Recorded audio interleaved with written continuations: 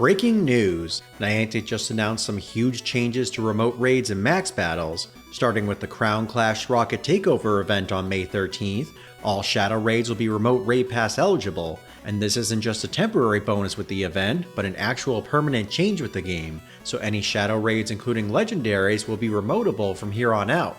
Now obviously we saw this feature tested a bit with the Shadow Ho-Oh Raid Day back in January, but it's really awesome to see it opened up to all Shadow Raids. This is definitely going to make it easier to both participate from afar as well as get help from other players. But that's not the only big news that's happening with remote raids. Along with Shadow Raids being remotable, the remote raid limit will also be increased. Going forward, it's going to be raised from 5 raids a day to 10.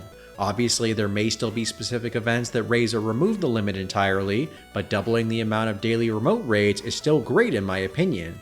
Now after that, starting on May 17th, all max battles will also be remotable, and this change will be permanent in the game and will allow you to use the required max particles plus a remote raid pass to get to any max battle that's far away.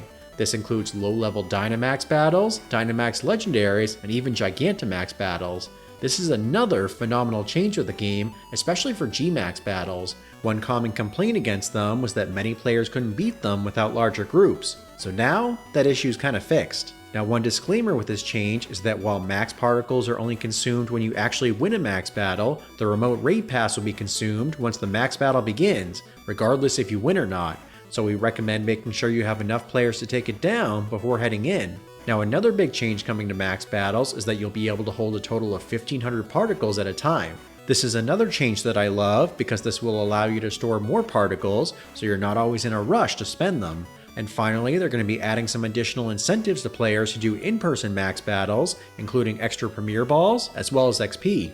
So to be honest with you, these are going to be some absolutely phenomenal changes on Niantic's part. And I do mean Niantic and not Scopely. In a recent Eurogamer interview, they mentioned, quote, "It's entirely the leadership here internally, and definitely 100% our decision," end quote. And honestly, this makes sense. There's obviously a chance that Scopely may have had some input on the issue, but they did note in the interview how they had discussions over long periods of time about remote play and listened to player feedback and turnout. So overall, these changes seem to be a huge step in the right direction for Pokemon Go. While I do understand that some players may be reluctant to see certain remote buffs and the potential negative impact they could have on in-person communities, I do think having more people able to take part in these events is only a good thing. Plus, even on the in-person side of things, I know being able to get assistance from remote players will help as well.